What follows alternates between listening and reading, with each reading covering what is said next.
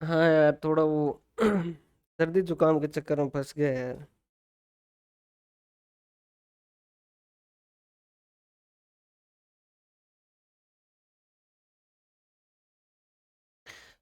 कैसे चल रही पढ़ाई आपकी, यहाँ तक कि भाई रिवीजन कर रहे हैं प्रॉपर?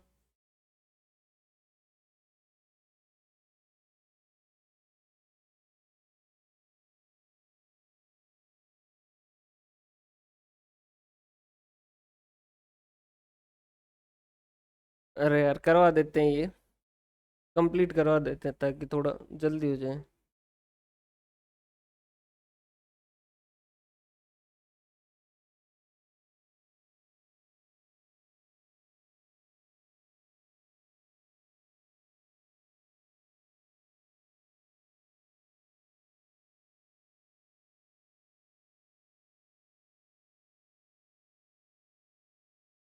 ठीक है भाई, अब ठीक है।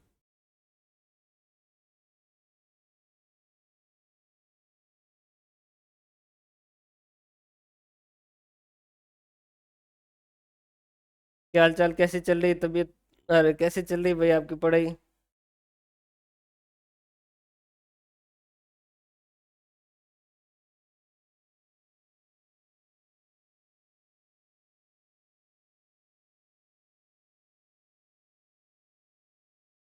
कैसी चल रही है आपकी पढ़ाई लिखाई भाई? सही चल रही है?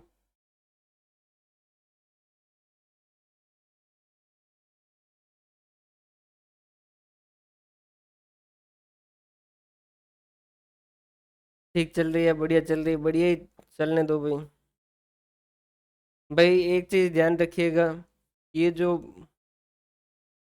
जिस तरीके से वो चल रहा है ना माहौल, उसमें मत चले जाइएगा। हर बार स्टूडेंट जो क्या करते हैं गलती, वो जो लास्ट भर्ती होती है ना, उस भर्ती को लेके चलते हैं कि उस भर्ती में क्या था और उसके हिसाब से तैयारी करते हैं। लास्ट एग्जाम जो है वो आपकी गाइडेंस के लिए अच्छा है, लेकिन लास्ट एग्जाम के हिसाब से तैयारी करोगे तो ज़्यादा सही तरीका नहीं है। और सबसे बड़ी बात इस बार जो है, मैक्सिमम स्टूडेंट जो है वो नहीं होने का उनका कारण ये रहेगा कि वो कॉन्सेप्ट पे ध्यान न दे के सिर्फ और सिर्फ जो है वो एमसीक्यू प्रैक्टिस पे लगे हुए हैं। सिर्फ एमसीक्यू प्रैक्टिस से नहीं होगा, अच्छे से इनको नोट्स को रिवीजन कीजिए, फिर उसके बाद में जो एमसीक्यू प्रैक्टिस कीजिएगा। उससे होगा ये कि आप 100% तैयार होंगे। किस्मत के भरोसे आपके कुछ भी नहीं होगा। जो सिर्फ एमसीक्यू के भरोसे जा रहे हैं, उसके भरोसे तैयारी कर रहे हैं, वो अपने आप को किस्मत के भरोसे छोड़ रहे हैं। आप 15,000 एमसीक्यू कर लो और फिर उस 400 में से आपके 30 या 40 से ज़्यादा सेम एमसीक्यू नहीं मिलेंगे, बाकी सारे अलग मिलेंगे। इसलिए अच्छा है क्या,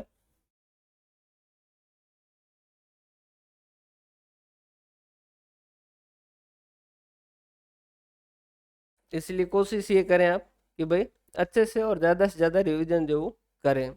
नोट्स जो दे रखे हैं सॉरी, उसमें से आपको पता है कि इससे बाहर जो है या इसमें से कुछ भी चीज़ जो छोड़ी नहीं गई है, तो उसको ज़्यादा से ज़्यादा बार जो रिवीजन करें। और मैक्सिमम स्टूडेंट के नहीं होने का कारण ये होता है कि वो हमेशा लास्ट एग्जाम को जो वो बेस नहीं, लास्ट एग्जाम के हिसाब से ही तैयारी करते हैं। जैसे पेपर जो पुराना है वही रिपीट होने वाला है। पिछली बार जो था वो जो पेपर था उससे इस बार का पेपर का लेवल अच्छा ही आएगा। पिछली बार जैसे क्वेश्चन थे कि लार्ज सैंपल कौन सा है, 30 या 40, तो उस तरीके क्वेश्चन आए, ये कोई जरूरी नहीं है। और बहुत कम चांस है कि इस बार भी वैसे ही क्वेश्चन आए, अच्छे क्वेश्चन आ सकते हैं। इसलिए तैयारी जो अपनी 100% ही करें। क्लियर? पूरा कॉन्सेप्ट पढ़ लिया, पूरा अच्छे से कर लिया, उसके बाद में एमसीक्यू प्रैक्टिस करेंगे तो उससे फायदा होगा। और रिवीजन जितना ज्यादा करोगे उतना आपको फायदा ज्यादा होगा।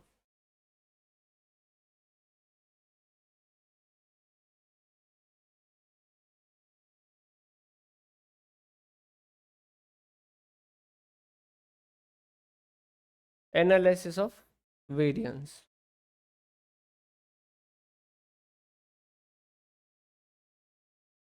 है ना, तो ये चीज ध्यान रखिएगा, क्योंकि क्या है कि बहुत सारे स्टूडेंट जो सिर्फ एक ही चीज, अब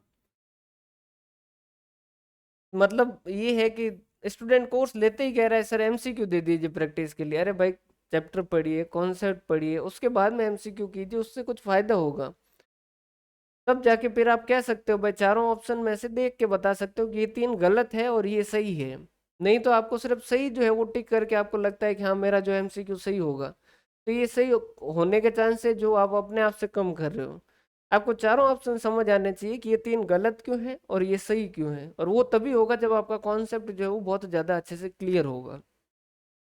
और कुछ जो बेकार और रद्दी क्वेश्चन आएंगे, जैसे 300 में से 5 क्वेश्चन ऐसे आएंगे जो बेकार होंगे और जिनसे क्वेश्चन जो है वो इधर उधर हो सकते हैं जिनके आंसर, और वो आप कितनी भी प्रैक्टिस करें तो उस 5 में से जो 4 क्वेश्चन तो वैसे के वैसे रहेंगे। उनको नहीं किया जा सकता नलीफाई, उनको सिर्फ उस एग्जाम के दिन आपका लेवल और परजेंस कैसा रहेगा, माइंड कितना परजेंट रहेगा उस पर डिपेंड करेगा। तो ज़्यादा से ज़्यादा रिवीजन कीजिएगा, जितना ज़्यादा रिवीजन करोगे फायदा आपको उतना ज़्यादा होगा। एनालिसिस ऑफ वेरिएंस बहुत ही सिंपल सा टॉपिक है, बहुत ही आसान सा टॉपिक है। यहाँ पर क्या कर रहे थे, जैसे अभी तक जो भी पढ़ रहे थे, काई स्क्वायर पढ़ रहे थे या T test, F test, Z test वगैरह, उसमें हम क्या कर रहे थे, ये एक पॉपुलेशन थी, उसमें से एक सैंपल ले रहे थे, फिर अपन क्या कर रहे थे, इन सैंपल और पॉपुलेशन के जो एस्टिमेट है उनके बीच में स्टडी कर रहे थे। अब उसके बाद में उन पुराने वालों में ये भी कर रहे थे कि भाई दो जैसे सैंपल है तो इन सैंपल के भी कंपैरिजन की स्टडी जो ओपन कर रहे थे, काई स्क्वायर के अंदर, जेड टेस्ट के अंदर, टी टेस्ट के अंदर, एप टेस्ट के अंदर, यहाँ तक की चीज़ें जो अपन ने पढ़ी थी। अब बात आती है कि अगर ये एक पॉपुलेशन है और इस पॉपुलेशन से दो से ज़्यादा सैंपल लिए गए और इनके बारे में अगर स्टडी करनी है कि इनका जो मीन है वो सेम है या नहीं है, जैसे कि नल हाइपोथेसिस रखी अपन ने, H0 इज इक्वल टू, ये नल हाइपोथेसिस रखी, इसको चेक करना चाहते हैं, या फिर हम चेक करना चाहते हैं जैसे नल हाइपोथेसिस रखी H0 इज इक्वल टू, इस पहले का स्टैंडर्ड डेविएशन,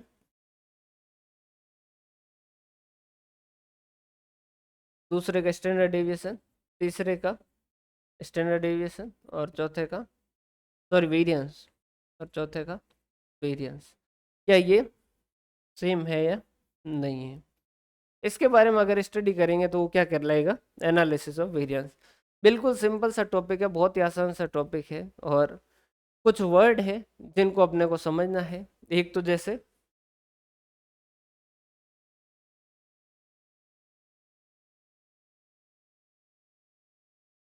SSB, एक जैसे SSW, तो ये है जैसे सम ऑफ स्क्वायर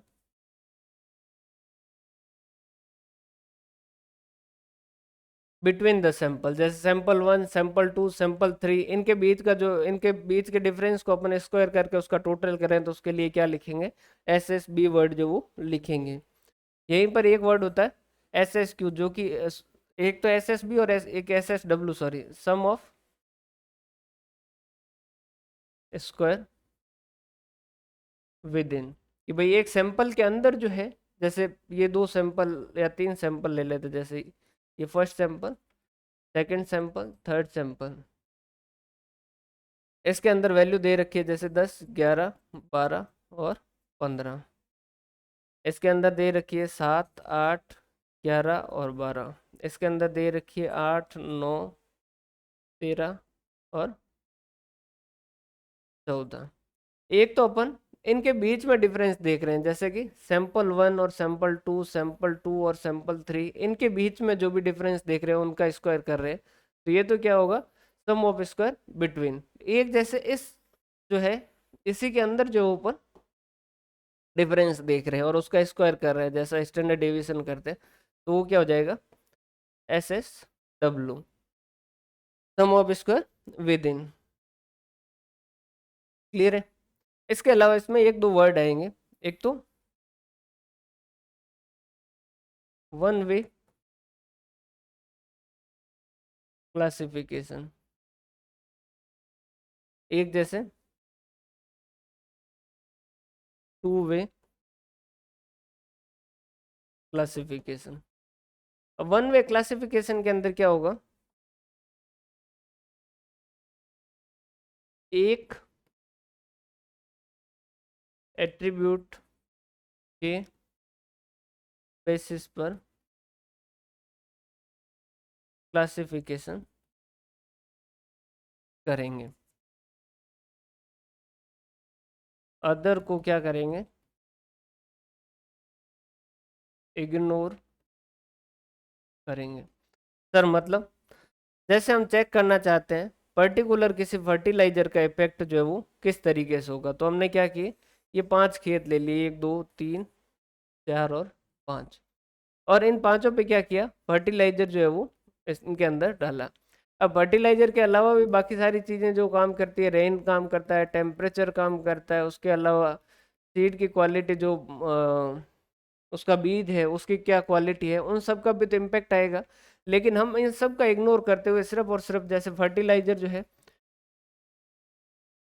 जो भी जैसे यूरिया वगैरह जिसकी भी स्टडी कर रहे हैं, तो सिर्फ उस फर्टिलाइजर को जो क्या करेंगे, स्टडी करेंगे और उसके हिसाब से क्लासिफिकेशन करेंगे। और फिर इन चारों या पांचों सैंपल जितने भी सैंपल हैं, उन सैंपल के मीन के बारे में भी, क्या वो मीन सेम है, क्या उनका स्टैंडर्ड डेविएशन सेम है, क्या उनका वेरिएंस सेम है या नहीं है, इसके बारे में अगर स्टडी कर रहे हैं तो ये क्या कहलाएगा, वन वे क्लासिफिकेशन।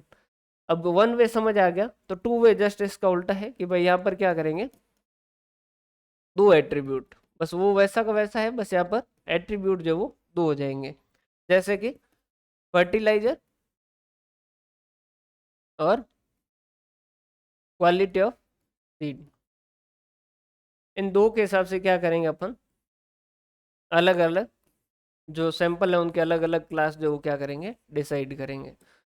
और फिर उनके बीच में क्या करेंगे, स्टडी करेंगे कि भाई इनका वेरिएंस वगैरह सही है या नहीं है, उनका जो मीन है वो सेम है या नहीं है, इसके बारे में जो अपन क्या करेंगे, स्टडी करेंगे। बहुत सिंपल सा टॉपिक है, बहुत ही आसान सा टॉपिक है।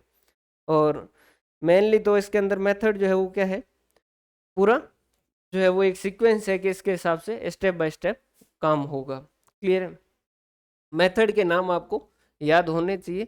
मेथड किस तरीके से है, तो वो भी बहुत सिंपल सही मेथड है कि भाई एक तो एस एस डब्ल्यू कैलकुलेट करेंगे, sum of square within, और एक जो वो S S B, sum of square between, ये चीज़ें कैलकुलेट करेंगे। उसके हिसाब से फिर डिग्री ऑफ फ्रीडम रखेंगे, और फिर डिग्री ऑफ फ्रीडम के हिसाब से उनकी क्या करेंगे, कैलकुलेटेड वैल्यू और टेबल वैल्यू जो वो दोनों पता कर लेंगे और उनके बीच में कंपैरिजन करेंगे। कैलकुलेटेड वैल्यू अगर ज़्यादा है टेबल वैल्यू से, तो अपन क्या करेंगे, नल हाइपोथेसिस को रिजेक्ट कर देंगे। और अगर कैलकुलेटेड वैल्यू जो है वो कम है, तो उस केस के अंदर अपन क्या कर देंगे, उसको एक्सेप्ट कर लेंगे। क्लियर है, नोट्स पे ही चलते हैं, इसके अंदर ज़्यादा खास कुछ है नहीं।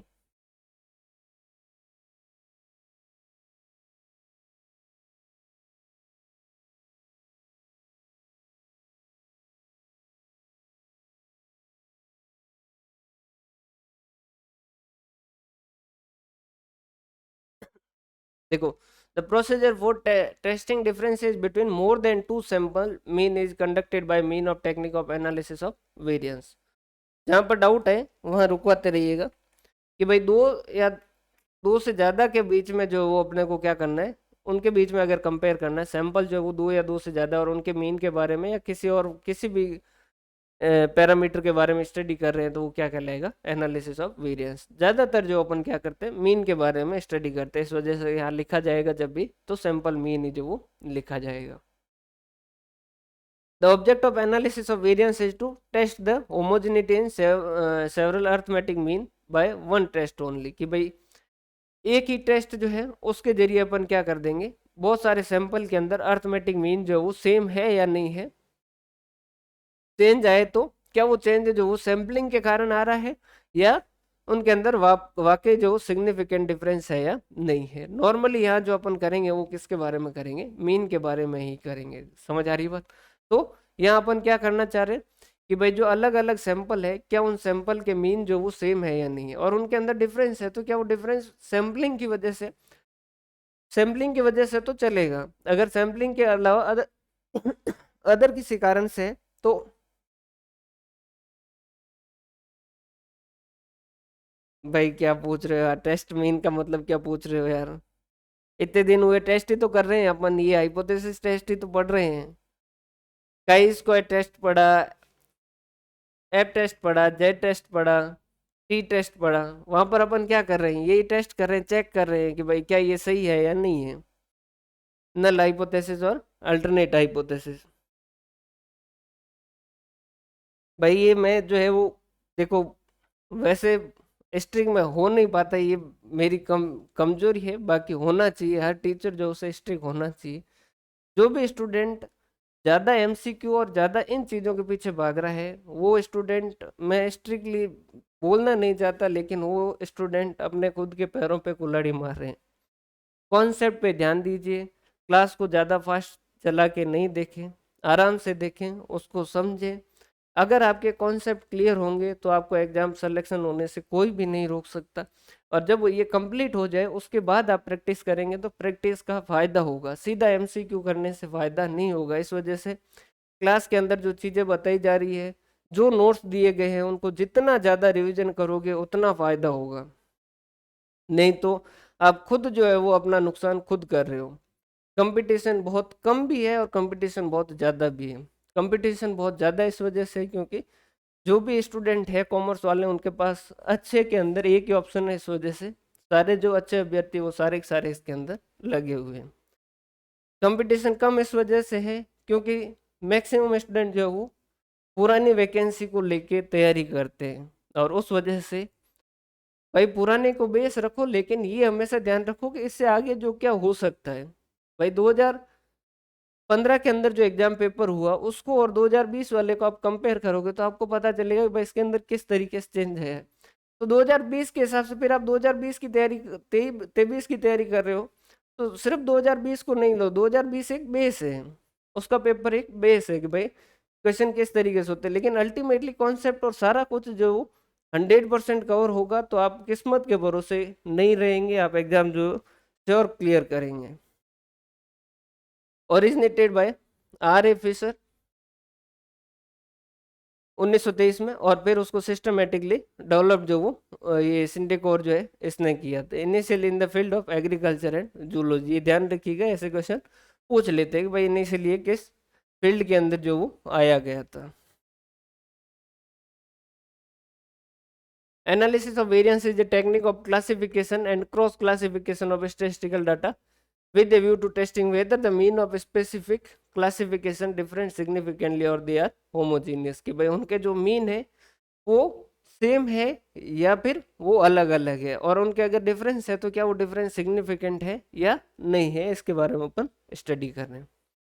Usage of analysis of variance, test the differences of many means. अभी तक जो भी पढ़ रहे थे वो दो सैंपल के बारे में या फिर सैंपल और पॉपुलेशन के बारे में बात कर रहे थे, ये जो वो मेनी मीन्स के बारे में करता है। जैसे mean of two sample based on the large sample है, तो जेड टेस्ट जो वो क्या करता है, टी जो स्मॉल सैंपल होता है उसका जेड ट्रांसफॉर्मेशन करके क्या कर देता है, लार्ज सैंपल में कन्वर्ट कर देता है। तो अगर पूछा जाए कि Z test small sample test है या लार्ज सैंपल टेस्ट है, तो लार्ज सैंपल टेस्ट है, क्योंकि जेड ट्रांसफॉर्मेशन के जरिए वो क्या कर देता है, उसे बड़ा कर देता है। अगर स्मॉल सैंपल है तो टी टेस्ट वगैरह जो वो यूज किए जाते हैं।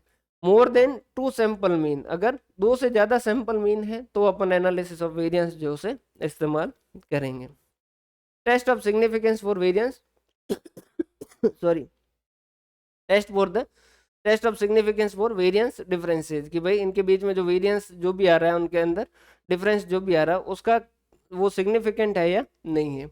इसके लिए ध्यान रखिएगा एफ कोएफिशिएंट जो है उसका इस्तेमाल किया जाता है एंड वेरिएंस रेशियो टेक्निक से यूज किया जाता है। वैसे अपन जब इसका मेथड पूरा पढ़ेंगे तो आपको और ज़्यादा इससे क्लियर होगा।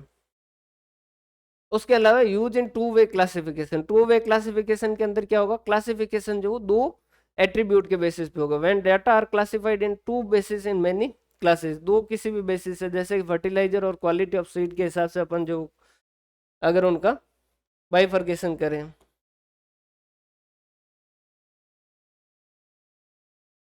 ये जैसे इधर तो ले लिया क्वालिटी ऑफ सीड और इधर ले लिया फर्टिलाइजर, ठीक है, B1 B2 और B3, और फिर कर रहे हैं स्टडी तो वो क्या हो जाएगा, टू वे क्लासिफिकेशन हो जाएगा। Test of the correlation and regression, इसका जो यूज कोरिलेशन और रिग्रेशन के अंदर, provide the exact test of significance for the correlation ratio departure from the linearity of regression. जो रिग्रेशन की जो लाइन बन रही है, क्या वो लीनियर बन रही है या नहीं बन रही, उससे कितना डिपार्चर हो रहा है, या फिर मल्टीपल कोरिलेशन कोएफिशिएंट, उन सब के बीच में जो एनालिसिस के बारे में यूज हो सकता है। क्लियर है भाई? यहाँ तक में कोई डाउट हो तो बताते जाइएगा। Assumption of analysis of variance same है, लगभग वो की वही है। एक तो पॉपुलेशन जो नॉर्मल होनी चाहिए, डाटा जो इंडिपेंडेंस होने चाहिए और रैंडमली सेलेक्ट होने चाहिए, होमोजेनिटी ये हम मान रहे हैं कि भाई एजम्पशन है कि हमारा बराबर है, इनके मीन जो बराबर है, इनके वेरिएंस जो बराबर है। फिर चेक यही करेंगे कि क्या ये मीन और बराबर है या नहीं है। और एडिटिव प्रॉपर्टी जो कि अपन ने कई स्क्वायर के अंदर पढ़ा था, सेम वो की वो है कि the sum of variance of the different component should be equal to the total variance, कि भाई सैंपल 1 सैंपल 2 सैंपल 3 सैंपल 4 इन सब का जो वेरिएंस अगर टोटल करोगे तो टोटल सैंपल का जो वेरिएंस आएगा उसके बराबर आएगा। Technique of analysis of variance, one way classification और टू वे क्लासिफिकेशन। उसके अंदर एक फैक्टर या एक क्राइटेरिया के बेसिस पे होगा, यहाँ पर टू फैक्टर और टू क्राइटेरिया के बेसिस पे होगा। वन वे का ये दे रखा है, द इन्फ्लुएंस ऑफ वन और more type of the fertiliser in consideration और लैंड, मतलब कि यहाँ पर एट्रीब्यूट जो वो एक ही है, फर्टिलाइजर जो है उसी का जो अपन कर रहे हैं। Other factor such as fertility of soil, availability of the sources of irrigation, quality of seeds etc are ignored. उन सबको अपन क्या करते हैं यहाँ पर इग्नोर करके करते हैं। Analysis of variance with the help of F test we may conclude about difference between the mean of the different sample. और ये जो एनालिसिस ऑफ वेरिएंस की मदद से अपन ये पता कर पाएंगे कि ये जो अलग अलग सैंपल के मीन में डिफरेंस है उसका कारण क्या है, और उससे अपन ये पता कर पाएंगे कि भाई क्या ये डिफरेंस जो वो सिग्निफिकेंट है या नहीं। डायरेक्ट मेथड, शॉर्टकट मेथड और कोडिंग मेथड। पढ़ना मेनली डायरेक्ट मेथड है, शॉर्टकट मेथड जो उसी की कैलकुलेशन को थोड़ा आसान करवा रहा है, और कोडिंग मेथड तो कुछ भी नहीं। कोडिंग मेथड तो क्या करता है, कोड में कन्वर्ट करता है कि भाई अगर वैल्यू जैसे बड़ी वैल्यू है 1617 1618 1620 1605, तो इसमें से ये क्या करता है कि कॉमन फैक्टर जैसे 1600 जो वो लेस कर दो, तो ये वैल्यू क्या हो जाएगी 17 18 20 और 5। तो उसके बाद में क्या होगी, कैलकुलेशन जो वो आसान होगी। बाकी इस कोडिंग करने के बाद में डायरेक्ट मेथड या शॉर्टकट मेथड जिससे भी आप करना चाहो कर सकते हो। डायरेक्ट मेथड एक एग्जांपल है, इस एग्जांपल के जरिए अपन इसको समझेंगे। जैसे ये चार सैंपल दे रखे ए बी सी और डी, इनका टोटल दे रखा है और उनका मीन जो वो दे रखा है।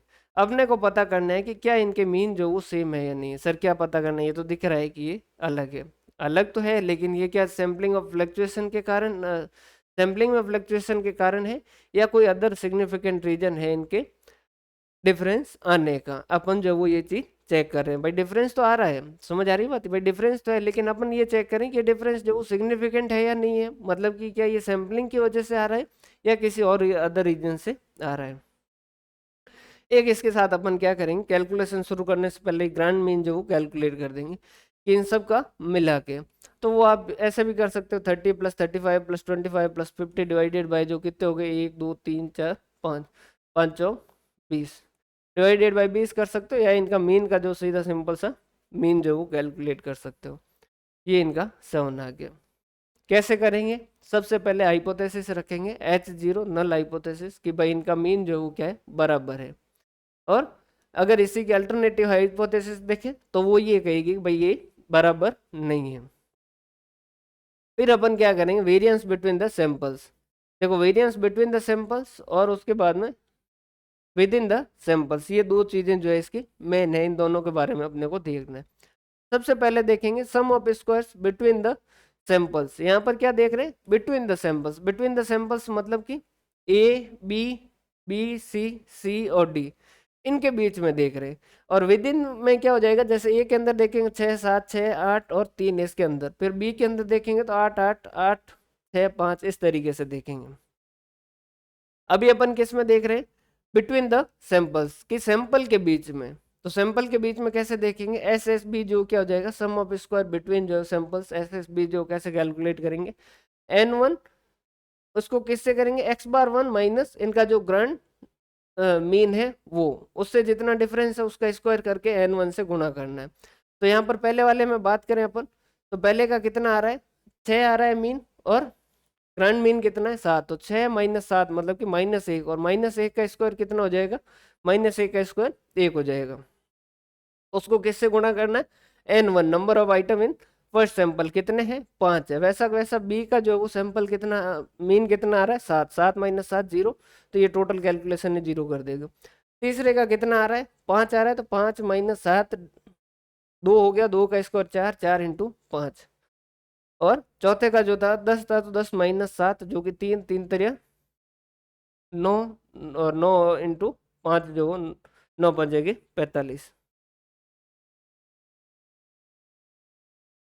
देखो भाई, दो वर्ड है, एक तो between the samples, between the samples मतलब कि ए बी सी और डी, इनके बीच में जो है वो अपन कैलकुलेट कर रहे हैं। एक है विद इन द सैंपल, मतलब इस सैंपल के अंदर की जो वैल्यू है इसके अंदर जो अपन कैलकुलेट कर रहे हैं, इस सैंपल के भी अंदर, इस सैंपल के भी अंदर और इस सैंपल के भी अंदर जो वेरिएंस वो कैलकुलेट कर रहे हैं। अभी पहले अपन बात कर रहे हैं बिटवीन की, तो ए बी सी और डी इन के आपस के अंदर जो क्या कर रहे हैं, इनका देख रहे हैं। तो इनका कैसे देखेंगे कि भाई अगर इनके बिटवीन में देख रहे हैं तो सीधी सी बात, अपने लिए एक सही इक्वेशन देखे तो क्या हो जाएगी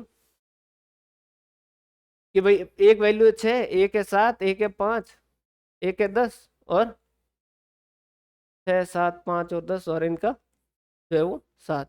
तो अपन कैसे करेंगे कि 6 माइनस 7 इसका स्क्वायर, 7 माइनस 7 का स्क्वायर, 5 माइनस 7 का स्क्वायर, और 10 माइनस 7 का स्क्वायर।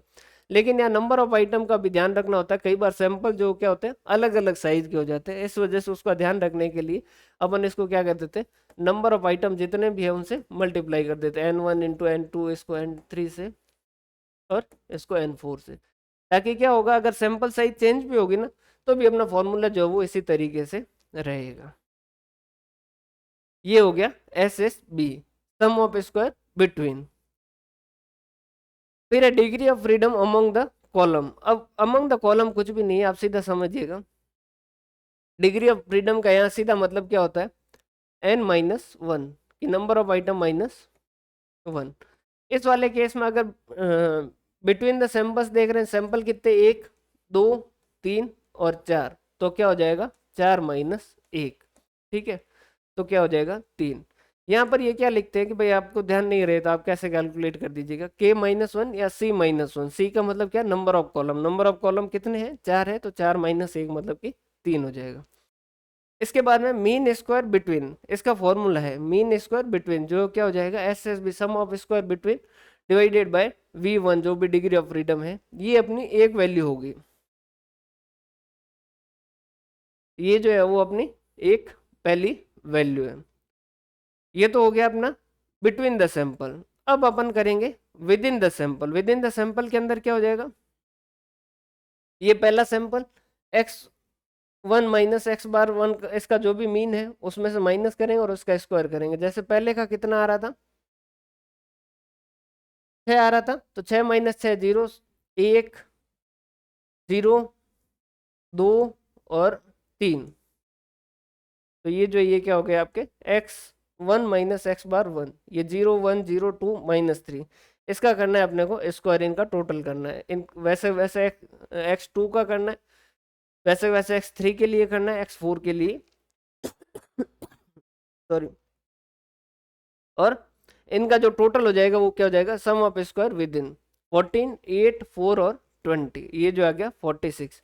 अब यहाँ पर ध्यान से समझिएगा डिग्री ऑफ फ्रीडम। अब यहाँ पर डिग्री ऑफ फ्रीडम क्या होगा, वहां तो 4 सैंपल थे, यहाँ पर डाटा कितने हैं, 1 2 3 4 5, 5 इसमें 5 इसमें 10 5 15 और 5 20 है। लेकिन यहाँ पर ध्यान रखिएगा डिग्री ऑफ फ्रीडम कैसे कैलकुलेट करेंगे, हर एक सैंपल में से एक एक कम कर देंगे। जैसे इसमें 5 वैल्यू है पहले में, तो n-1 n1 -1, 5 माइनस 1 4 हो जाएगा, n2 -1, तो 5 माइनस 1, इसमें तो सब में वैसे 5 5 है, अगर 7 होता किसी में तो यहाँ पर जैसे n3 7 होते हैं, 7 वैल्यू होते तो 7 माइनस 1 हो जाता, और इन सब का टोटल कर देते 16, और वैसे वैसे एम एस डब्ल्यू हो जाएगा mean of square with in, जो कि हो जाएगा S S W divided by degree of freedom.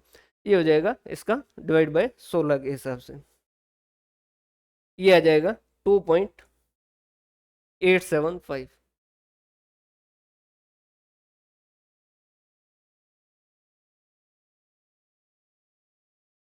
यहाँ तक का एक बार देख लीजिए भाई।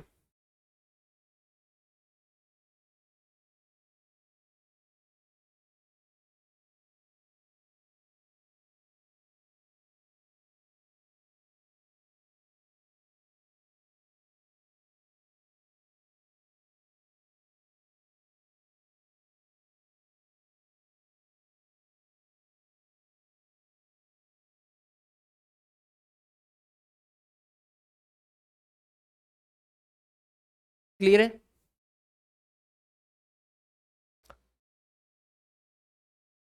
फिर इसके बाद में बनेगी अनोवा टेबल। अनोवा टेबल इसमें बनती वैसे की वैसी ही, टू वे क्लासिफिकेशन के अंदर बनेगी, ज्यादा चेंज जो वो नहीं आएगा।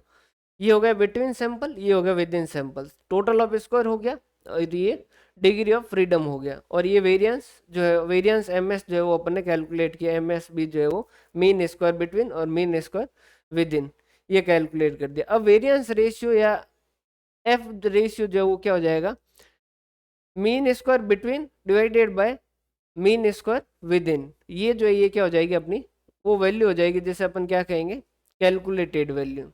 ये जो है वो क्या है, ये कैलकुलेटेड वैल्यू। अब इसको किसके साथ कंपेयर करेंगे, इसको कंपेयर करेंगे टेबल वैल्यू के साथ। सर टेबल वैल्यू कैसे कैलकुलेट करेंगे, लेवल ऑफ सिग्निफिकेंस तय कर देंगे कि भाई 5% चाहिए, 10% चाहिए, 15% चाहिए, जितना जो डिफरेंस जितने तक आपने को मानना है, नॉर्मली 5% लेंगे। तो अपन टेबल में जाएंगे 5%, और डिग्री ऑफ फ्रीडम जो है उसमें दो रखेंगे, एक तो 3 और एक 16। ये रख के क्या करेंगे, इसकी टेबल वैल्यू कैलकुलेट करेंगे, जो कि एग्जाम में अपने को पूछा नहीं जाएगा, एग्जाम जो वो उसमें वैल्यू देगा। और फिर ये जो टेबल वैल्यू है, जो इसकी टेबल वैल्यू आएगी वो, और इसकी ये जो कैलकुलेटेड वैल्यू है, इन दोनों के बीच कंपेयर करेंगे। अगर आपकी कैलकुलेटेड वैल्यू जो वो ज़्यादा है टेबल वैल्यू से, इसका मतलब क्या है, डिफरेंस जो वो सिग्निफिकेंट है, और सिग्निफिकेंट है मतलब कि नल हाइपोथेसिस को क्या करना है, रिजेक्ट करना है, मतलब कि ये सारे जो है वो सेम नहीं है, या फिर इनका डिफरेंस जो सैम्पलिंग के अलावा किसी और कारण से और वो सिग्निफिकेंट है। और अगर कैलकुलेटेड वैल्यू जो है वो लेस देन इक्वल टू आ जाए टेबल वैल्यू के, तो उस केस के अंदर अपन क्या कहेंगे, अपन कहेंगे कि डिफरेंस जो वो सिग्निफिकेंट नहीं है, और जो डिफरेंस आ रहा है वो किसके कारण आ रहा है, सिर्फ सैम्पलिंग के कारण आ रहा है। ये हो जाएगा टेबल वैल्यू F05, जैसे 5% कॉन्फिडेंस चाहिए, 5% का डिफरेंस तक अपन चला रहे हैं फॉर V1 और V2। ये जैसे वैल्यू यहाँ पर लिख रखी है, एग्जाम में जैसे कई बार दे भी देता है और फिर आपको डिसीजन पूछे। कैलकुलेटेड वैल्यू ज़्यादा है टेबल वैल्यू से, सिग्निफिकेंट डिफरेंस है, और नल हाइपोथेसिस को क्या करेंगे, रिजेक्ट करेंगे। यहाँ तक का एक बार आराम से देख लीजिए, कोई डाउट हो तो बता दीजिए।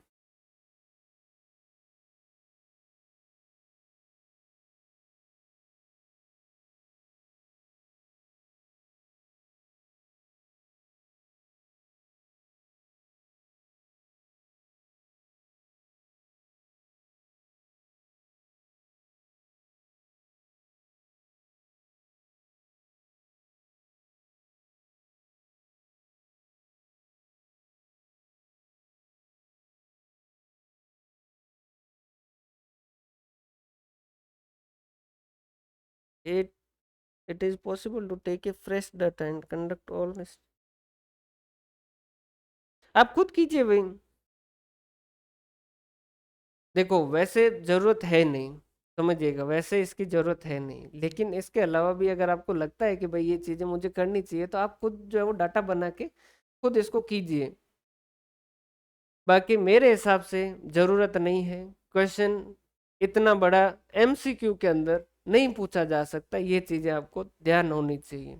ठीक है, तो इतनी चीज आप मान के चलेंगे, भाई इतना बड़ा क्वेश्चन नहीं दिया जा सकता, इसमें से किसी एक पॉइंट पे क्वेश्चन दिया जा सकता है कि एस एस डब्ल्यू क्या होता है, या फिर एस एस डब्ल्यू की जो है वो डिग्री ऑफ फ्रीडम कैसे कैलकुलेट करेंगे, एसएसबी क्या होता है, एसएसबी की डिग्री ऑफ फ्रीडम जो वो कैसे कैलकुलेट होती है। बड़ा क्वेश्चन इस वजह से करवाया है ताकि आपको पूरा कॉन्सेप्ट एक साथ समझ आ जाए कि भाई ये डाटा जो किस तरीके से फ्लो हो रहे हैं और ये किस तरीके से ये चीजें बन रही हैं। समझ आ रही है बात भी?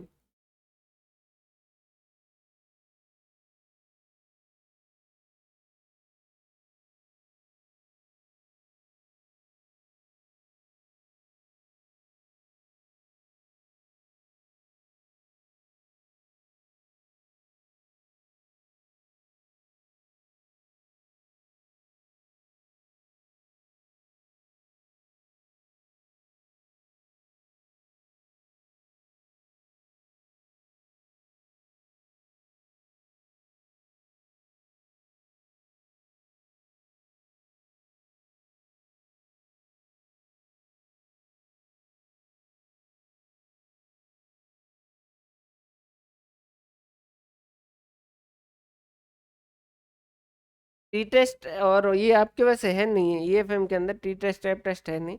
अगर आप देखना चाहे तो मैं वीडियो जो वो उधर भी जो एक्स्ट्रा क्लासेज के अंदर अपलोड कर लूंगा, ताकि एक बार आप स्पीड के अंदर वीडियो देख लीजिएगा।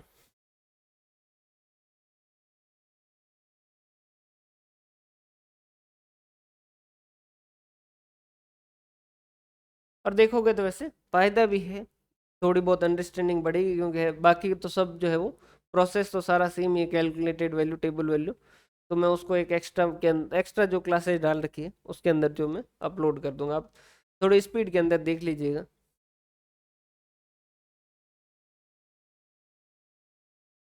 क्लियर है भाई?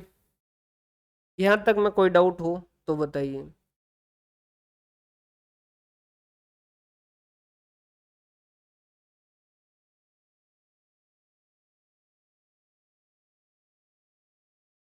यहाँ तक में कोई डाउट हो तो बताइए।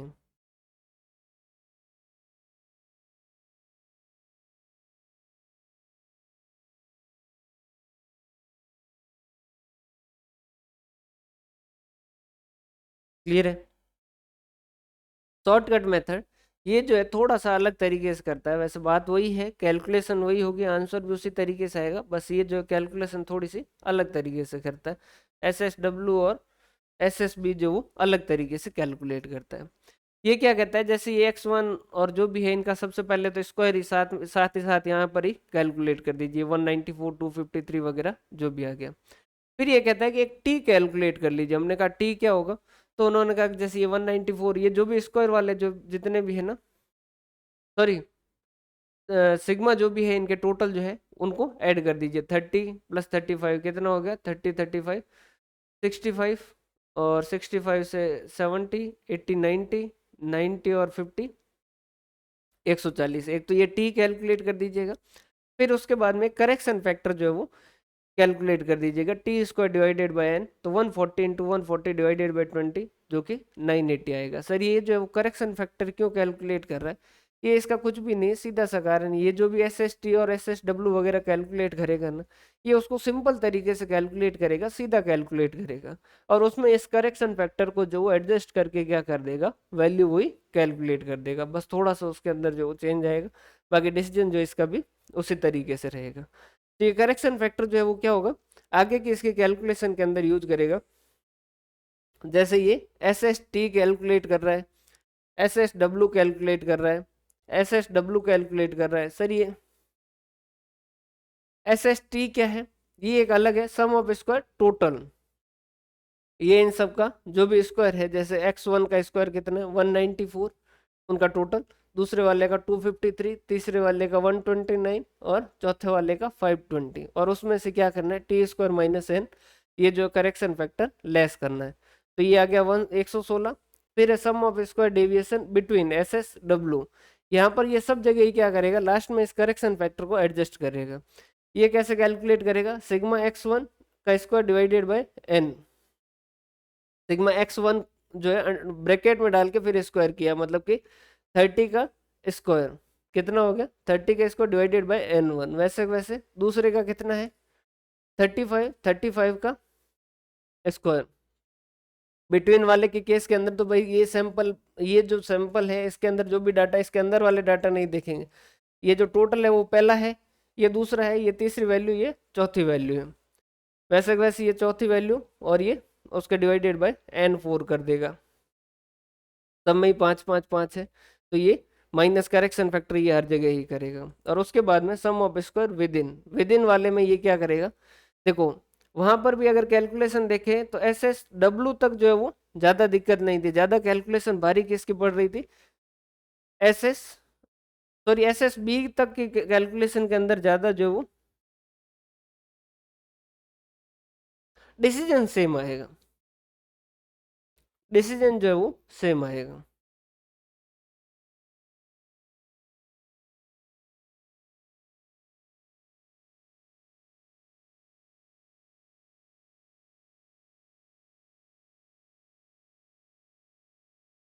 करेक्शन फैक्टर क्यों लगाया है, क्योंकि देखो ये कैलकुलेशन आसान कर रहा है भाई, ये कह रहा है कि फिर बीच में एक एक के अंदर वेरिएंस नहीं कैलकुलेट करनी है। ये वैल्यू जो कि आप इंडिविजुअली जैसे पहले क्या कर रहे थे, x1 माइनस एक्स बार का 1, और जब मीन कैलकुलेट कर रहे तो इनके विद इन जब कैलकुलेट कर रहे थे तो क्या कर रहे थे, ग्रांड मीन जो वो लेस कर रहे थे हर में, जैसे x1 माइनस ग्रांड मीन, और x2 minus grand mean, x3 minus grand mean. तो ये कहता है कि उतना करने की जरूरत नहीं है, उसकी बजाय क्या कर दो आप, ये एक करेक्शन फैक्टर जो है इसको सीधा लेस कर दो। तो इसने कहा कि एस एस टी कैलकुलेट कर दीजिए, एक तो ये हो गया, ये हो गया sum of square deviation between, between के अंदर क्या करेंगे, पहला सैंपल जो पहला हो जाएगा, दूसरा सैंपल जो वो दूसरी वैल्यू हो जाएगी, तीसरा सैंपल तीसरी वैल्यू हो जाएगा, और चौथा सैंपल का टोटल जो वो चौथी वैल्यू हो जाएगी, डिवाइडेड बाय n करते रहो, और इनमें से वापस करेक्शन फैक्टर जो है वो लेस कर दो तो ये 70 आ जाएगा। और फिर sum of square deviation within W वाला, तो ये विद इन वाला कैसे कैलकुलेट कर देंगे, S S T minus S S B, तो ये जो क्या हो जाएगा 46 हो जाएगा।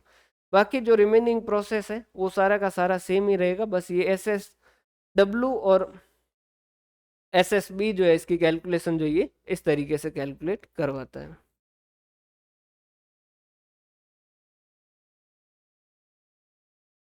एक बार इसको आराम से देख लीजिए भाई। देखो सबसे पहले इसने क्या किया, वहां पर अपन पूरे में क्या कर रहे थे, जैसे हर जगह जो इंडिविजुअली उनका एक्स बार लेस कर रहे थे, जब विद इन सैंपल कर रहे थे तो जो उनका ग्रांड मीन है वो हर जगह लेस कर रहे थे, इसकी जगह ये क्या कर रहा है, टोटल करके उसमें से सीधा करेक्शन फैक्टर जो वो लेस कर रहा है बिटवीन वाले में, और वैसा वैसे ही विद इन वाले में, सॉरी विद इन वाले में तो ये सीधा फॉर्मूला लगा देगा S S T minus S S B. बाकी रिमेनिंग प्रोसेस जो वो सेम ही रहेगा। यहाँ तक का देख के बताइए भाई, कोई डाउट हो तो बताइए।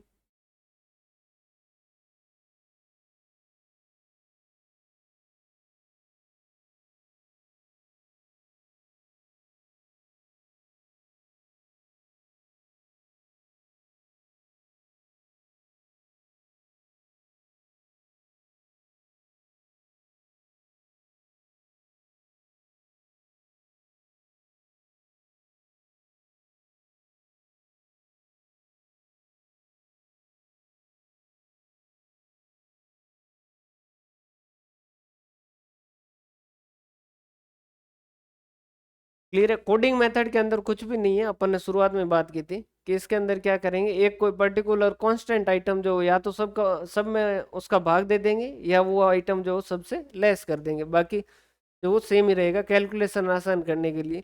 जैसे वैल्यू दे रखी है 2021, 2027, 2050, तो ये जो इनके स्क्वायर वगैरह कैलकुलेट करने में मुश्किल होगी, तो सब में से क्या कर दो, 2000 लेस कर दो, -2000 -2000, तो ये हो जाएगा 21, ये हो जाएगा 27, ये हो जाएगा 50, और फिर इसके बाद में आगे कैलकुलेशन करो डायरेक्ट मेथड से, या जिस भी मेथड से आपके शॉर्टकट जो भी आपको अच्छा लगे, बाकी सेम ये प्रोसेस।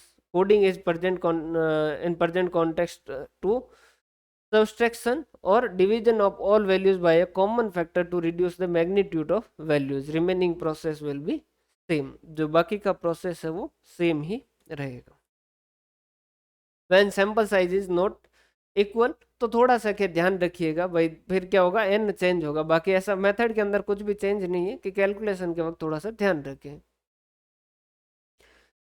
क्लियर है। बाकी जो वो जैसे जहां पर जैसे एक एक के अंदर बिटवीन वाले में अपन क्या करते हैं, सॉरी विद इन वाले में, बिटवीन नहीं, विद इन वाले में क्या करते हैं, डिग्री ऑफ फ्रीडम जैसे कैलकुलेट करते हैं तो n-1। अब पहले में जैसे 5 है वैल्यू और दूसरे में 7 है, तो पहले के लिए तो क्या होगा, 5-1 होगा, और दूसरे के लिए 7-1 होगा, कि भाई ये ध्यान रखना। बाकी प्रोसेस क्या होगा, सेम ही होगा। Analysis of variance in two-way classification. Data are classified on the basis of two factor, example fertilizer और quality of seed, दो के हिसाब से अपन कर रहे हैं। ये पहली बार जो इसका एबीएसटी के अंदर क्वेश्चन ही था कि यहाँ पर जो सम ऑफ स्क्वायर टोटल जो उसको तीन भागों में बांटेंगे, एक तो sum of square column, sum of square row, और सम ऑफ स्क्वायर जो वो रेजिडुअल। समझिएगा ये क्या है कहने का मतलब।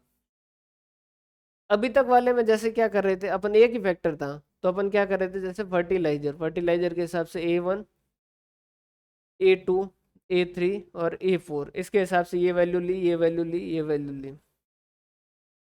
ठीक है, तो यहाँ पर जो काम कर रहा था वो कौन काम कर रहा था, सिर्फ यही काम कर रहा था। या फिर अपन इसको ऐसे भी लिख सकते हैं, सॉरी ये मैंने रॉ के रूप में लिख दिया, इसको नॉर्मल कॉलम के हिसाब से लिखा है तो कॉलम के हिसाब से लिखते हैं, लिखा जा सकता है, उसमें कोई फर्क नहीं पड़ेगा। लेकिन फर्टिलाइजर जैसे A1, A2, A3 और A4, जैसे ये वैल्यू आ गई।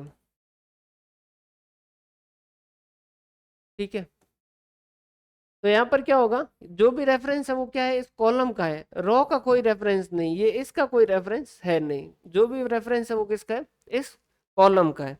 तो यहाँ पर जब भी अपन कैलकुलेट कर रहे थे डिग्री ऑफ फ्रीडम, तो जहाँ भी यूज किया वहां पर क्या किया, सी यूज किया, कॉलम जो वो यूज किया। लेकिन दो जब हो जाएंगे तब अपन क्या करेंगे, जैसे यहाँ हो जाएगा फर्टिलाइजर और यहाँ पर हो जाएगा क्वालिटी ऑफ सीड। तो यहाँ क्या हो गया, A1, A2, A3, A4, यहाँ क्या हो जाएगा, जैसे B1, B2, B3 और B4। तो यहाँ पर अपने को इन कॉलम के बीच में भी जो वेरिएंस कैलकुलेट करना है, इन कॉलम के बीच में भी और इन रो के बीच में भी, इन रो के बीच में भी जो वो कैलकुलेट करना है। समझ पा रहे हो बात, क्या ये चीज समझ आई। इस वजह से वहां पर तो दो ही चीज कर रहे थे, SSW सॉरी, SSW और SSB, और यहाँ पर क्या हो जाएगा, एक तो सम ऑफ स्क्वायर कॉलम, एक सम ऑफ स्क्वायर रो, और एक इन दोनों के कारण आएगा सम ऑफ स्क्वायर रेजिडुअल एरर, कि इन दोनों के कारण जो भी एरर आएगा, जो कि नॉर्मल इन दोनों को हटा देंगे तो बाकी का जो पोर्शन बचेगा वो सम ऑफ स्क्वायर रेजिडुअल एरर जो वो आएगा। क्या ये बात समझ आई। बाकी का प्रोसेस लगभग सेम है, उसके अंदर चेंज नहीं है। क्या ये पॉइंट समझ आया कि नहीं आया आपको।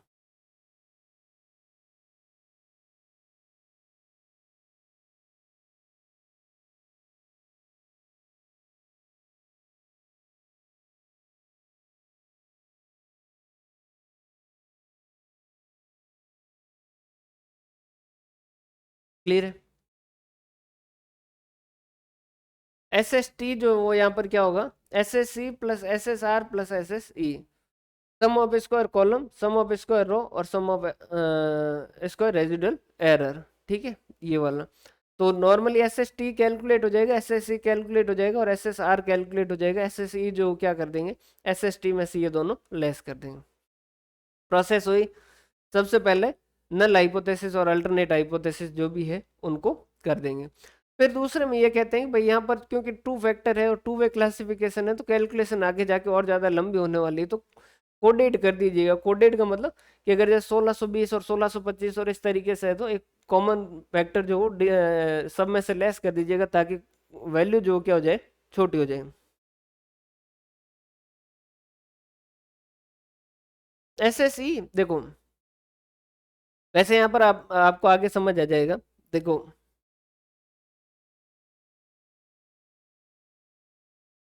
ये एक तो अपन कॉलम में देखेंगे A3, A4, B1, B2, B3, B4, कोई जरूरी नहीं है बराबरी हो। एक तो इसमें कॉलम में देखेंगे, एक इसी तरीके से इन रो में देखेंगे। और एक इन दोनों के अलावा कोई और कारण से जो भी एरर आ रहे हैं ना, उनके लिए एक वर्ड यूज होगा, सम ऑफ रेजिडुअल एरर। रेजिडुअल का मतलब क्या है, जो बाकी बच जाते हैं। जैसे कि जीएसटी वगैरह में आप पढ़ते हो तो जीएसटी जो पहले क्या था, एक रेजिडुअल एंट्री से आया था। अभी तो जैसे उसके लिए शायद नई एंट्री आ रखी है, बाकी पहले जो एक रेजिडुअल एंट्री से था। तो जो बाकी बच जाए इन दोनों के अलावा, वो सारे के सारे क्या है, सम ऑफ रेजिडुअल एरर। भाई सम ऑफ स्क्वायर टोटल जो क्या होना चाहिए, इन दोनों का टोटल होना चाहिए, लेकिन यहाँ पर टोटल होगा नहीं, कुछ और बच जाएगा। जो बच जाएगा वो क्या होगा, यहाँ पर एस एस ई होगा। पहली बार जो एबीएसटी का एग्जाम में क्वेश्चन था, वो यही था कि एस एस टी जो किससे मिलके बना होता है, तो एक तो एस एस सी से, एक एस एस आर से, और एक एस एस ई से। रेजिडुअल एरर इन तीनों से मिलके बना होता है। क्लियर है। तो यहाँ पर कैलकुलेशन शुरू करने से पहले अपन कहते हैं, जैसे 1605, 1620 और ऐसी वैल्यू है, तो 1600 लेस कर दो, ताकि 5, 20 ये छोटी वैल्यू होगी, तो आप आगे कैलकुलेशन जो वो आसानी से करेंगे। ठीक है। बाकी करेक्शन फैक्टर वैसे इसको शॉर्टकट के हिसाब से ज़्यादा किया जाता है, क्योंकि पहले से ही कैलकुलेशन इतनी ज़्यादा है। बाकी करने को डायरेक्ट से भी किया जा सकता है और शॉर्टकट से भी किया जाता है, लेकिन मैक्सिमम जब भी यूज किया गया है तो ये शॉर्टकट वाला ही यूज किया गया। वहां पर भी अगर पूछा जाए कि प्रैक्टिकल एप्लीकेबिलिटी ज्यादा किसकी, या प्रैक्टिकली कौन सा मेथड ज्यादा यूज होता है, तो वहां भी प्रैक्टिकली जो है वो शॉर्टकट मेथड ज्यादा यूज होता है। तो ये करेक्शन फैक्टर जो है वो पहले ही तय कैलकुलेट कर देंगे, टी इसको डिवाइडेड बाय एन, सेम वैसा का वैसा होगा। एस एस टी जो है वो सेम वही रहेगा जो जैसा वहां पर कर रहे थे, ये वैसा का वैसा रहेगा। Sum of square between column, sum of square between column जो है वो भी सेम ही रहेगा। अब आपको लगेगा कि सर यहाँ आपने सीधा फॉर्मूला लिख दिया, ये तो फिर आगे समझ नहीं आएगा, तो इसलिए आपकी ऐसी बात पूछो उससे पहले मैंने जो ये चीजें यहाँ लिख दी, सम ऑफ स्क्वायर बिटवीन रो। तो देखो आफ्टर कोडिंग जैसे ये वैल्यू रह रही ए की, ये बी की, ये सी की, और ये डी की, ये इनका टोटल हो गया। ये रो हो गए -2, 0 + 1 -1, और इनका टोटल जो -2। वैसे ये सेकंड रो हो गए।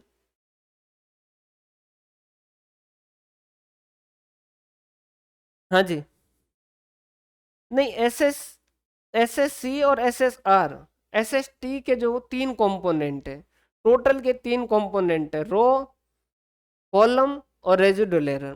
तो टोटल में से रो को हटा देंगे, कॉलम को हटा देंगे, तो बाकी जो बचेगा वो रेजिडुअल एरर बचेगा। क्लियर है।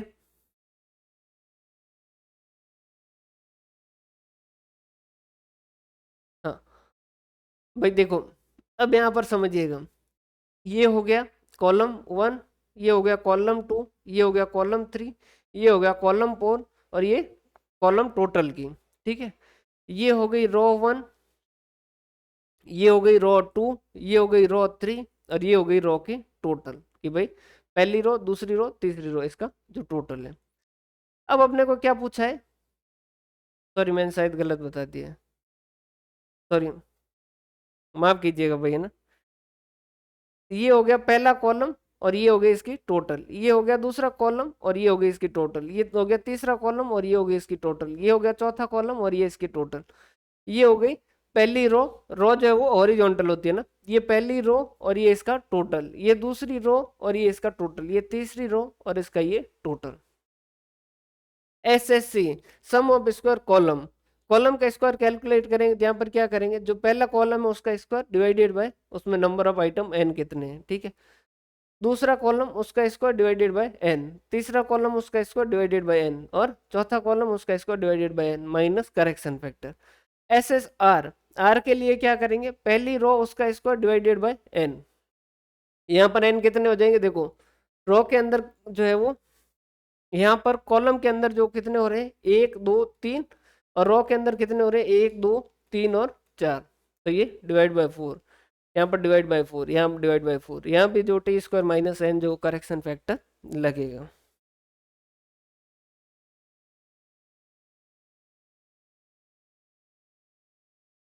बिल्कुल भाई, हो जाएंगे, बस ये क्लास खत्म हो जाए उसके बाद में। नालायक को मार खानी है। क्लियर है यहाँ तक की भाई, बात चीजें समझ आ गई है। यहाँ तक की बातें समझ आ गई है भाई, एक बार देख लो इसको आराम से।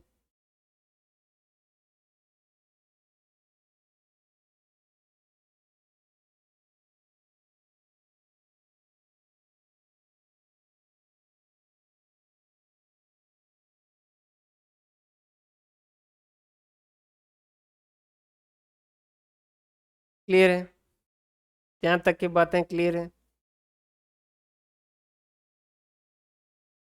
एस एस आर जो क्या हो जाएगा, sum of square of residual error S S T minus S S C minus S S R. तो S S T S S C और एस एस आर जो वो कैलकुलेट हो चुके हैं। एस एस टी जो सीधा सीधा हो जाएगा सिग्मा वन का स्क्वायर सिग्मा एक्स टू का स्क्वायर सिग्मा एक्स थ्री का स्क्वायर सिग्मा एक्स एन जो भी है उनका square minus T square minus N.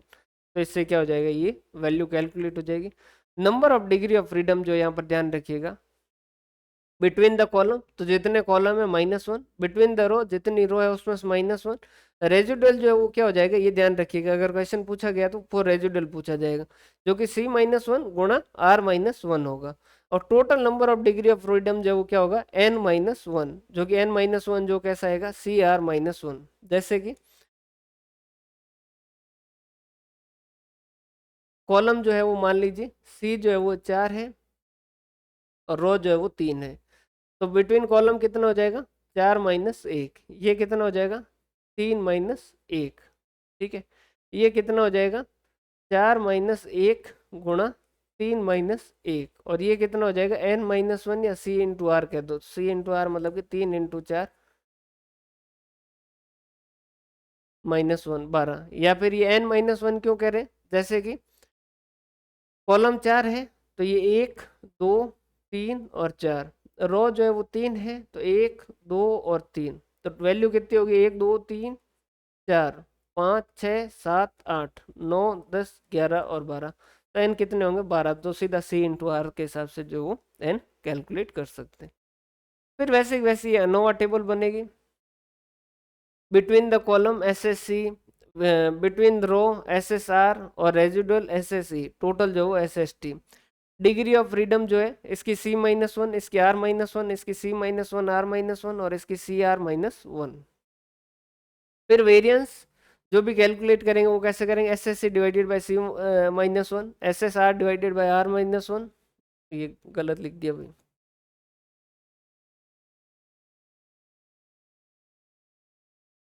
R-1।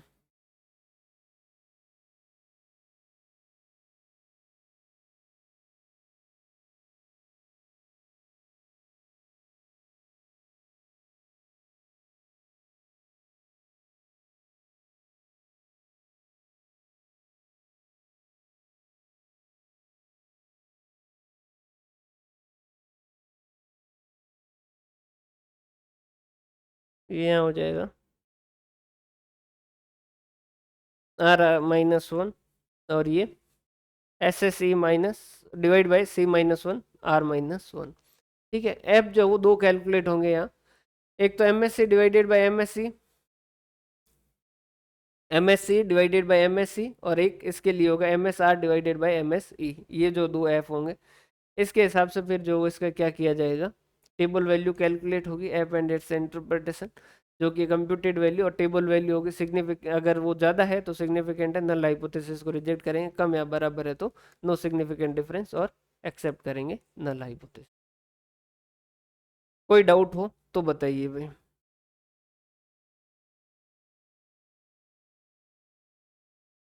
कोई डाउट हो तो बताइए भाई।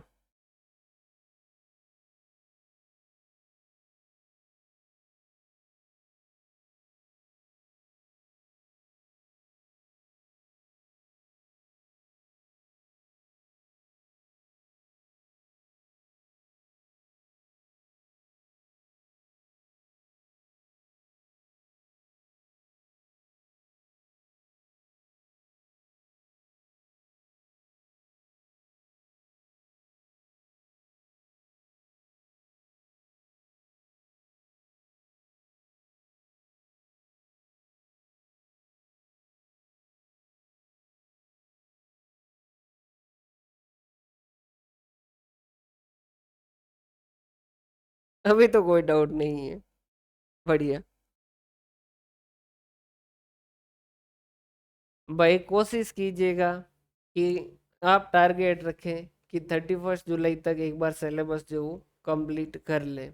ठीक है, 31 जुलाई का आप टारगेट रखेंगे तो कम से कम 5 अगस्त तक आपका सिलेबस कंप्लीट हो जाएगा। फिर उसके बाद में आपके पास काम जो रिवीजन और प्रैक्टिस ही बचेगा। अभी जितना टाइम मिले उसमें राजस्थान भी साथ में लेके चलिए, ताकि फिर प्रैक्टिस का मजा आएगा एक्चुअल में जो क्वेश्चन होगा उसके हिसाब से, क्योंकि चीजें सारी इंटरलिंक है एक दूसरे के साथ में जो, क्योंकि जैसे 4 ऑप्शन देंगे तो ऑप्शन के अंदर जो करेक्ट ऑप्शन है वो तो उस चैप्टर का होगा, लेकिन रॉन्ग ऑप्शन जो है वो दूसरे चैप्टर का होगा। तो पूरा सब्जेक्ट जब पढ़ा हो ना उसके बाद में जब एमसीक्यू करोगे ना तो पूरा आपको उस एमसीक्यू का जो मजा आएगा। क्योंकि जैसे टी टेस्ट के बारे में पूछेगा तो टी टेस्ट के ऑप्शन के अंदर एक तो वो टी टेस्ट का देगा, एक एनालिसिस ऑफ वेरिएंस का दे देगा, एक जेड टेस्ट का दे देगा। तो टी टेस्ट वाले के अंदर ये चीजें तो आपको वहां देखने को मिल जाएगी, लेकिन एक एनालिसिस ऑफ वेरिएंस के हिसाब से भी अगर गलत होता है तो वो आपको ऑप्शन कट होता है तो वो आपको फायदा दिलाएगा। इस वजह से जितना ज्यादा रिवीजन कर सकते हैं उतना ज्यादा रिवीजन जो वो करें, नोट्स को जो बार बार देखें। क्लियर है भाई? और कोई डाउट हो तो बताइए।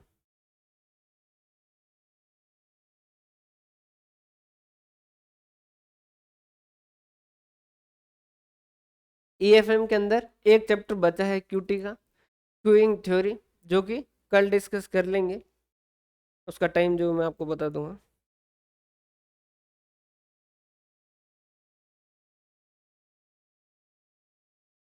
उसकी चिंता नहीं करें, देखो ये तो हर किसी को लगेगा कि भाई आप ये पढ़ रहे हो तो आपको लगेगा आप पुराना भूल रहे हो, या फिर जैसे स्टेट्स पढ़ रहे हो तो आपको लगेगा टेक्स्ट भूल रहे हैं।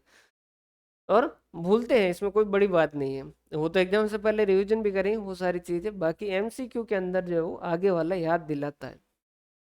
अगर आपने अच्छे से कॉन्सेप्ट पढ़ रखा है, और जो रटने वाली चीज है एक रफ नोटबुक पास में रखें, जो चीजें रटनी है उसको अलग उस पेज के अंदर रटने वाली चीजें जो लिखते रहें। और ये खुद को कभी नहीं कहे कि मेरे को चीजें याद नहीं रह रही, भूल के भी नहीं कहे, खुद को हमेशा अवतार ही माने, आम इंसान जो वो नहीं माने। क्योंकि ये जो वो आपके फिर साइकोलॉजी सेट हो जाती है कि यार मैं भूल रहा हूँ मैं भूल रहा हूँ, जबकि दुनिया में ऐसा कोई है ही नहीं जो नहीं भूल रहा है। भाई सब भूल रहे हैं, भूलते ही हैं, भूलना जो है वो बेसिक नेसेसिटी है। कुदरत ने अगर भूलने की जो चीज दी है तो उसका कारण है। नहीं तो हमारे साथ कई बार ऐसे एक्सीडेंट हो जाते हैं घर के अंदर, जो कुछ ऐसे एक्सीडेंट हो जाते हैं जिनको भूलना जरूरी होता है, अगर नहीं भूले तो आदमी आगे ही नहीं बढ़ पाता, तो भूलना जरूरी है। और इस हिसाब से भगवान ने दिया। अब उनको नहीं पता था कि एग्जाम के अंदर ये दिक्कत हो सकती है, लेकिन उसकी ज्यादा चिंता नहीं करें।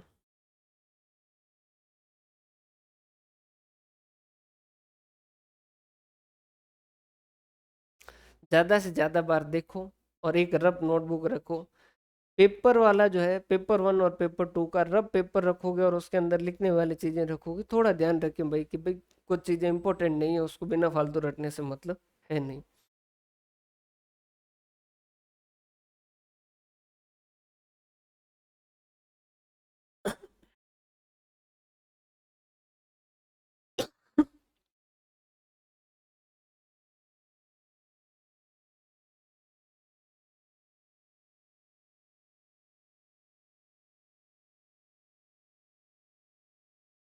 और कोई डाउट हो तो बताइए भाई।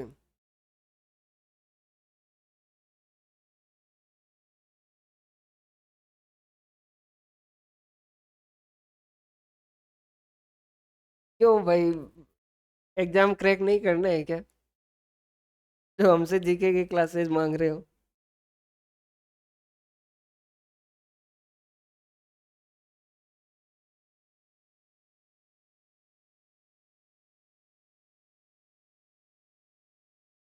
अभी रिवीजन कीजिए आप, कोशिश कीजिए कि 31 जुलाई का टारगेट लेके चलिए कि 31 जुलाई तक एक बार पूरा कोर्स जो मुझे कंप्लीट करना है। फिर उसके बाद में 31 जुलाई को आपसे नहीं होगा, 5 अगस्त तक जो है वो उस प्लान को एक्सटेंड कीजिएगा कि पूरा जो कर देंगे। वहां तक भी नहीं होगा, 10 अगस्त तक आपका एक बार जो है सिलेबस पूरा कवर हो जाएगा। मतलब एक बार क्लास, एक बार जो आपने खुद ने सेल्फ किया क्लास के बाद में वो दो, और तीसरा जो रिवीजन अब, इसके बाद में आप पूरी तरीके से तैयार होंगे एमसीक्यू प्रैक्टिस के लिए। फिर उसके बाद में जितना समय मिलता है उतने में एमसीक्यू प्रैक्टिस ही बचेगा। ये बेवकूफ लोग जैसे कर रहे हैं वैसा करने की कोई जरूरत नहीं है कि चैप्टर हाथ में लिया नहीं उससे पहले जो एमसीक्यू जो शुरू कर रहे हैं वैसा नहीं करें। पहले अच्छे से कॉन्सेप्ट पढ़े, अच्छे से उनको समझे, और फिर उसके बाद में जो है वो उसके बाद में जो है वो ये सारी चीजें जो प्रैक्टिस करें। प्रैक्टिस आप में जो वो चीजें इम्प्रूव करती है, लेकिन उसकी बहुत लिमिटेशन है। अगर आपके माइनर मिस्टेक हो रही है तो वो आप 200 एमसीक्यू कर लोगे तो उसमें आपको पता चल जाएगा भाई क्वेश्चन थोड़ा ध्यान से पढ़ना है। फिर उसके बाद में एमसीक्यू जो वो चीजें इम्प्रूव नहीं करती। आप जो कहीं देखोगे बहुत सारे स्टूडेंट जो खोद खोद के ऐसे ऐसे क्वेश्चन लेके आते हैं कि भाई जो क्वेश्चन न आए हैं न आएंगे, और उसमें से अगर एक दो क्वेश्चन आएंगे तो उसको दुनिया की कोई ताकत सही कर ही नहीं सकती है। वैसे इस असिस्टेंट प्रोफेसर में आए इसका बहुत कम चांस है, लेकिन अगर आएंगे तो उन एक दो क्वेश्चन को कोई सही नहीं कर सकता। उस चक्कर के अंदर आप पूरी तैयारी जो उसको दांव पे मत लगाइए। डिवीजन का मन नहीं करता है, मार खाने का मन कर रहा है।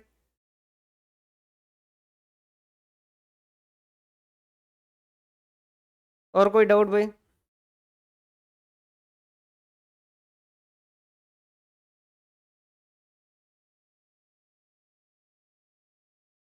अरे भाई मत पूछो ये तो मिल नहीं रहे हैं, बहुत ज्यादा मिल रहे हैं। हाँ नहीं होता भाई ये चीज। क्या होता है कोई चीज पकड़ के बैठ जाते हैं कि किसी ने कह दिया कि एमसीक्यू प्रैक्टिस करने से एग्जाम क्लियर होता है, तो वो बस एमसीक्यू पे ही लगे हुए। अब आप खुद सोचिए, अगर इस जैसे इसमें से जो क्वेश्चन आया था, ये क्वेश्चन था, ये मैं क्वेश्चन लिख के दे देता हूँ, आपको बता देता हूँ।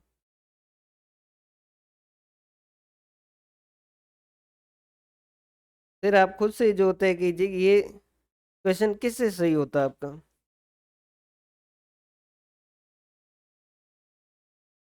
टू वे क्लासिफिकेशन के टाइम क्या चीज जो वो स्टडी की जाती है। अब कितने एमसीक्यू करते तो उसके बाद में ये आपका क्वेश्चन सही होता है, और क्या इस क्लास के बाद में जो आपका सही हो रहा है या नहीं हो रहा है। टू वे क्लासिफिकेशन में क्या स्टडी की जाती है। ऑप्शन ए दे रखा है एसएससी, ऑप्शन बी दे रखा है एसएसआर, ऑप्शन जो है वो सी दे रखा है एसएसई, और ऑप्शन डी दे रखा है all of the above.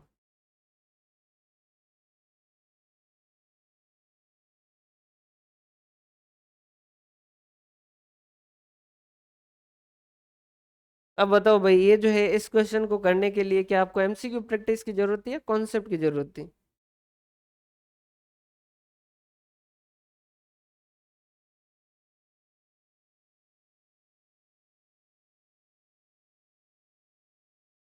Clear है भाई? और वैसे ठीक है, ऐसे कर रहे हैं ना, तो बाकी वाले जो है एमसीक्यू में पढ़े हैं, अच्छी बात है। हमेशा जो है जो स्टूडेंट क्लियर करता है उसकी स्ट्रेटेजी हमेशा अलग ही होती है। वो हमेशा फ्यूचरिस्टिक अप्रोच के हिसाब से चलेगा, वही जो क्लियर होगा। जो पास्ट के हिसाब से चलेगा उसका एग्जाम क्लियर नहीं हुए और ना होते हैं, चाहे कितनी मेहनत कर लो, कितने ही अच्छे कर लो।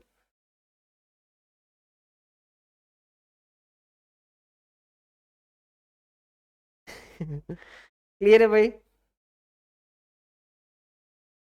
बिल्कुल। तो इसके बाद में प्रैक्टिस करने के लिए आपके पास टाइम सफिशिएंट है। अगस्त के बाद में, अगस्त अगर 5 से भी शुरू करोगे तो अगस्त सितंबर अक्टूबर जब एग्जाम होगा तब तक आपके पास यही बचेगा, रिवीजन और प्रैक्टिस, रिवीजन और प्रैक्टिस।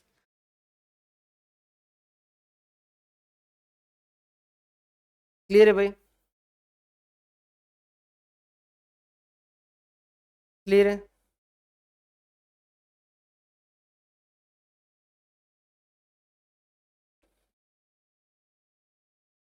क्लियर है भाई? अब खत्म करें? आप बताइए, मैंने लगाया अब।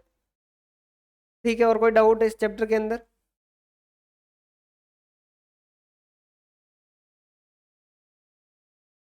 तो कीजिएगा यहाँ तक का रिवीजन। मैं ये जो नोट्स अभी अपलोड कर देता हूँ 5-10 मिनट के अंदर, तो इसको जो वापस देख लीजिएगा।